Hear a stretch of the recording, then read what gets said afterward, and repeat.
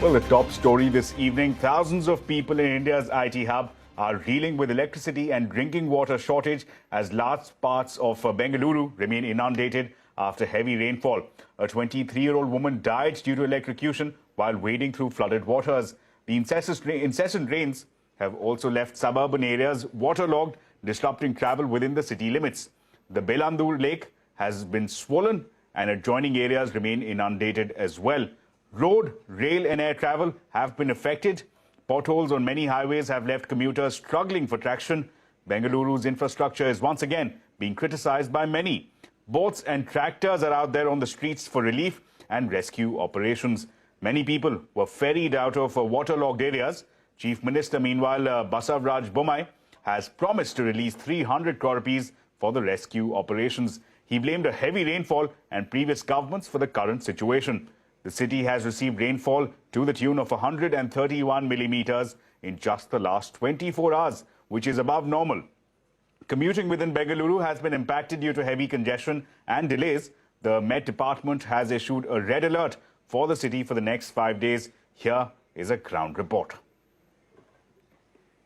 We are bringing you the visuals from Marthahalli, you see, which has almost many IT companies placed here. So these are the visuals that are here in the Marthahalli. You see, it's completely flooded. The road is completely flooded over here. So the ground floors are all empty. People had to vacate their houses and move to a different location. Locals are outraging, saying that they do not need compensation. What they are looking forward to is a permanent solution, because yet another year and yet another monsoon, and they will see this kind of situation. This is all about the encroachment, that why the situation like this has been created for them right now. ये situation इसलिए create हुआ है क्योंकि यहाँ पे जो 70% lake का area है वो सब दिव्या सिरी सुबह प्लेडियन और जो लैंड माफिया उन लोगों ने एक्वायर कर लिया है. जब उधर उन्होंने बिल्डिंग बना दिया है तो पानी वापस इधर की तरफ आ रहा है. यही रीजन है. We honestly don't know what is going on and we don't know who to go to for help or what to ask for. We've been trying to do whatever we can to help ourselves. As you can see, the water on the Yamalur road is rising. You see, there's no drinking water as well. You see, these locals here are moving with their water cans here. They had to take it from the shops from here. Most of the shops too here are closed. There's no network. I'm not able to do any online classes. Teachers keep on calling me. They're telling your attendance is going down. So there's nothing I can do. There's no internet, no current, no water to drink, no food, nothing else. पानी भरा हुआ है, कहीं जा नहीं सकते हैं. Electricity में मेजर प्रॉब्लम है. Water, drinking water major problem है. For last 90 years, such rain has not come. All the tanks are full and they are overflowing. Some tanks are breached. And there is continuous rain. Even today it is raining. Every day it is raining. This is done because of maladministration and totally unplanned administration of the previous government, Congress government.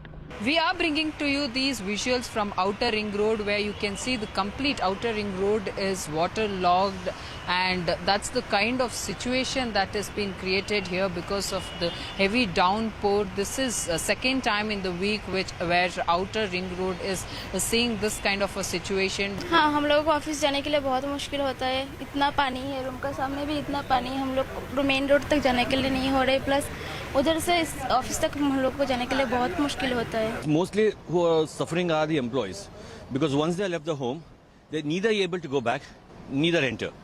Okay, and this situation has been happening not from 1 or 2 years, it's been happening from the past 10 years. They are also trying to pump out this water from this location, but it's becoming very much difficult for the civic body as well to pump out water, because every time that they are trying to pump this water out, there is again a rain in the city, which is again leading to such a situation right now. In fact, to discuss this further, we'll be joined very shortly by Mr. R.K. Mishra. He's an urban planning expert. We'll get to him in just a bit. But before that, let's go across to my colleague Ritu Singh. She's joining us live now from Bengaluru. Ritu, a grim situation. We saw visuals of the Upgrad founder being ferried out in a tractor. So again, situation looking quite grim. The Met Department says expect more rains till the 9th of this month. So again, what are you picking up from the ground?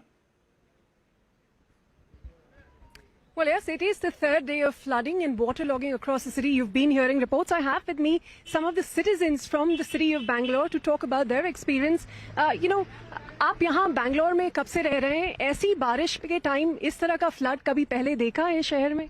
नहीं, मैं already यहाँ बैंगलोर में 5 साल से रह रहा हूँ, जो कि मैंने बहुत सारी सिटी घूमी है, जैसे कि मुंबई हो गया, दिल्ली हो गया।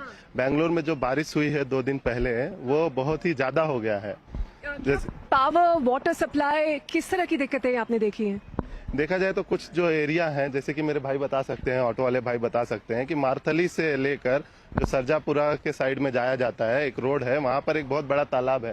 तालाब का नाम बेलंदूर तालाब कर है। वो तालाब के पास में मतलब कि बहुत सारा पानी इकट्ठा हो गया। पानी इकट्ठा होने का कारण यह है कि इन्होंने जो सीवेज बनाया है, जो नालियां बनती है, नालियां के कुछ रूट्स रहेंगे ना कि जाने के लिए, बट जो नालियां की रूट्स हैं वो जाने के लिए बनाएंगे, बट वहां पर पूरी पानी जमा हो गया। अब कुछ जो बंगलोस है, जैसे कि रेनबो एक बंगलो कर है, कुछ सिटी जो बड़े बड़े कॉर्पोरेट ऑफिस है, वहां पर पूरा फर्स्ट फ्लोर तक डूब गया था, जो कि पूरी गाड़ियां डूब चुकी थी। अभी हमारे ऑटो भाई बताएंगे कि कहाँ आपने क्या देखा है, शहर में क्या हालत है, कितना पानी भरा हुआ है?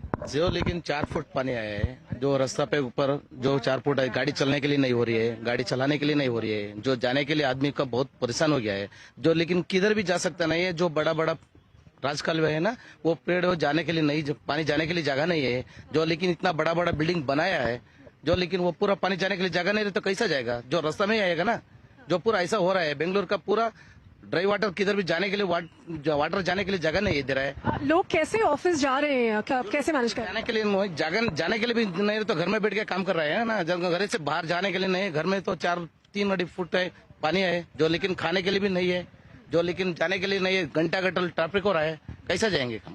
7 बजे निकलने के बाद मैं ऑफिस पहुंचा 12 बजे। कल की तारीख में 7 बजे निकलने के बाद मैं 12 बजे पहुंचा, क्योंकि पूरी पानी डूबने की वजह से ट्रैफिक लग गया था। You've been a citizen of Bangalore. You've been here. You've been born and brought up here. I just wanted to understand: has the city ever faced a situation like this? So I've not seen this kind of a flood in Arli. What I see is they predict in Bangalore in future they're going to be a dry situation due to the climate change. I see that various things are happening now. All the things is a city or a state where M.S. Visvesvaraya has born and he's been engineered, and British have utilized his even consultancy. But why we engineers are not able to design to handle the flood or to harvest the rain? See, we can't just blame when we have a flood, we are blaming the water. When we don't have a water also, we have to be very cautious to save the water. It has impacted on particular 3 days or 4 days, a bottom of pyramid or a top of corporate, everybody has got impacted. Can we have a learning lessons? How do you going to alter this? How do you going to manage this? No doubt we have impacted. Let's not make wrong or right. Can we take a strict bureaucrat actions, irrespective of the politician who has comes or gone, whatever it is so? Can we have a self-respect as an engineer? Can we design the city to handle this kind of a flood or scarcity of the water? That is what, being an engineering background and a city who has an environment, let's have a proud to handle any kind of situation, scarcity or a flood. And climate change has impacted every part of the world.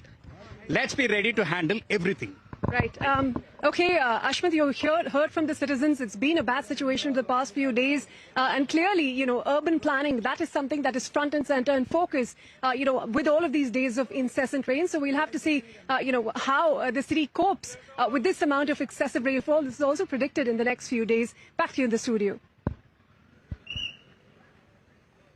Right, Ritu, thanks a lot for that. Our prayers go out for the citizens of Bengaluru. But in fact, to discuss this further, we're now joined by Mr. R.K. Mishra, co-founder at Yulu Bike. Mr. Mishra, you're also a policy advisor and an urban planning expert. Mr. Mishra, tell us from an urban planning perspective, a crisis-like situation in Bengaluru, what has gone wrong? What could have been done differently?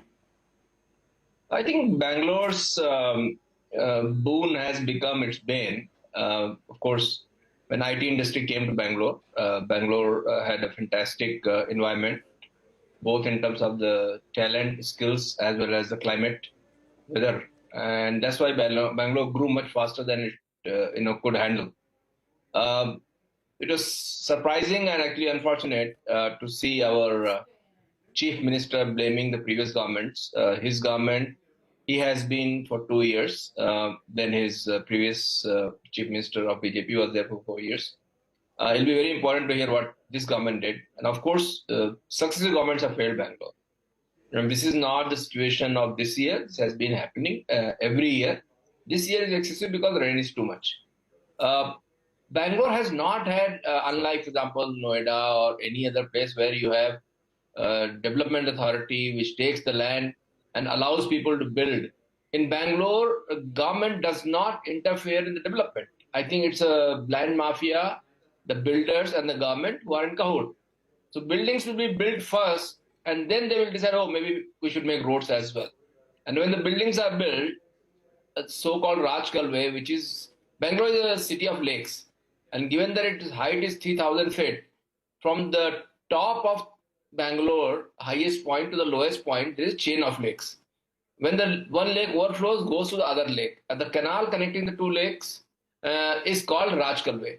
Now, Rajkalve originally would have been 30 meter, 40 meter, 50 meter wide. Now it has become 5 meter because people have encroached. Small building, big buildings, slums, and everybody else. Now, successive government for the last 30 years, 20 years have ignored this. Now, what happens when rain is not there, 5 meter is enough. But then this year, because of excessive rains, whatever water was supposed to go in 50 meter, now forced to go in 5 meter. Obviously, water will go. So it cannot go in the drain, it will go on the road. And that's what is happening. Bangalore does not have, in fact, unfortunately, IT industry almost is fed up. There is a Outer Ring Road Industry Association. I'm also part of it. And murmur is growing very strong. People are thinking that enough is enough. Maybe government is not serious because the chief ministers come, do a PR photo op and go back and make these kind of comments which he just did. But after this, what? Does he have a plan? Does previous chief ministers have a plan? No, they did not have. We citizens, in fact, we have tried to remodel one major, it's called K100, stormwater drain. Something like that should be done for all drains where no water flooding is happening there. That is something, and of course, roads, less said the better. Bangalore is now pothole capital. It's famous for potholes. So I think infrastructure I think Bangalore government has become very complacent. Karnataka government thinks that people will come here irrespective of what we do. I think government needs to wake up. Government needs to realize that industries will not be here just because they have been here. And this is how many cities in the world have become complacent and lost their Mr. edge. Mishra, if I may come in again. Mr. Mishra, what you're telling us is that a number of governments, successive governments, have been complacent. The question I want to ask you is, there is a very clear majority that the government has, the current government at least has, in the Vidhan Sabha. Subsequently, there is also no shortage of funds. Karnataka region is in fact the second highest zone for GST collections after Mumbai. So there's no shortage of funds either. What's really holding back strong government action in light of some of the measures that you've highlighted, such as stormwater drains? I think it's a visionary leadership. The last chief minister who actually understood the urban development, who understood the importance, was Mr. S.M. Krishna. And I remember going with him, touring the world and trying to sell India and Karnataka and Bangalore. Why all the companies should come to Bangalore. After that, all the chief ministers have only benefited from Bangalore. Nobody has invested in Bangalore. And I think the time has come. If they don't do it, maybe there'll be a problem. And I think second thing, I don't know if you've been hearing, there is huge corruption. 40% corruption is being openly alleged by the contractors. And these contractors are not behind the camera. They are coming openly. And they are not alleging the previous government or current government. They are saying this government is 40%. So if this government really believes that they are lying, they should take action against them. Because they're not taking the action that shows that corruption is there. Sure, Mr. Mishra. So what you're telling us is that there's a twin case of complacency and corruption is what you're telling us. My quick question to you, one last final question, that as far as the industry is concerned, you're the founder of Yulu Bikes. A quick question here. What message does this send out for the industry? Will they have a relook at Bangalore being perhaps the ideal destination for IT innovation if this were to continue in the future? So I think people come for skills. But then, if your employees can't reach the office, what will you do with that? So I think government really needs to understand, and companies on the outer ring road, which are around 2,000 plus companies, they generate $22 billion in exports and revenue. They have written to the government that please wake up. If you don't do something, we cannot go and justify to our headquarters to continue investing in Bangalore. I think there will be repercussions, and government needs to be serious about it. I'm very, very worried that investment in Bangalore is not going to be automatic as government has taken it for granted. Right, Mr. Mishra, thank you so much for your insight and perspective. Expecting concern there being reflected by R.K. Mishra on the state of affairs in the city of Bengaluru.